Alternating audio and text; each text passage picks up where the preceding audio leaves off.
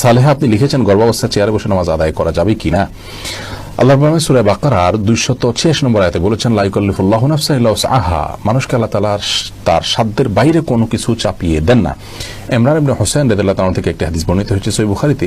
তিনি একবার নবী সাল্লাল্লাহু আলাইহি ওয়াসাল্লামের কাছে বলেছেন, ইয়া রাসূলুল্লাহ, আমি এমন একটা রোগে আক্রান্ত যে রোগটা আপনার আমরা যেটাকে একশিরা বা যেটাকে আপনার পাইলস বা এই জাতীয় অ্যানাল ফিসার জাতীয় রোগ বলতে পারি, এরকম একটা রোগের কথা তিনি বললেন। তখন নবী করিম সাল্লাল্লাহু আলাইহি ওয়াসাল্লাম তাকে বললেন, তিনি বললেন যে অবস্থা আমার সালাত পড়তে কষ্ট হয়। তখন তিনি বলেছেন, তুমি দাঁড়িয়ে সালাত আদায় করো যদি পারো, আর যদি না পারো তাহলে বসে পড়বে, আর না হলে তুমি কাত হয়ে বা শুয়ে পড়বে।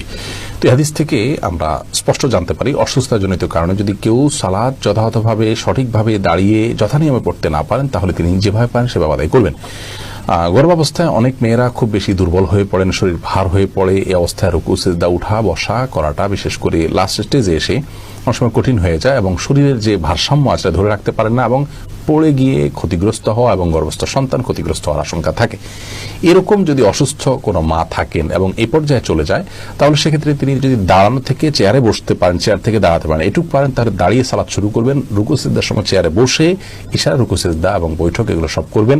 আবার পরবর্তী রাকাতের জন্য তিনি দাঁড়িয়ে যাবেন, যদি এটা তিনি করতে পারেন। আর যদি এটুকু কাজও তার জন্য রিস্কি হয় বা কষ্টকর হয় বা দুঃসাধ্য হয়, তাহলে সেক্ষেত্রে তিনি চেয়ারে বসেই সালাতের শুরু থেকে শেষ পর্যন্ত সালাত আদায় করতে পারবেন।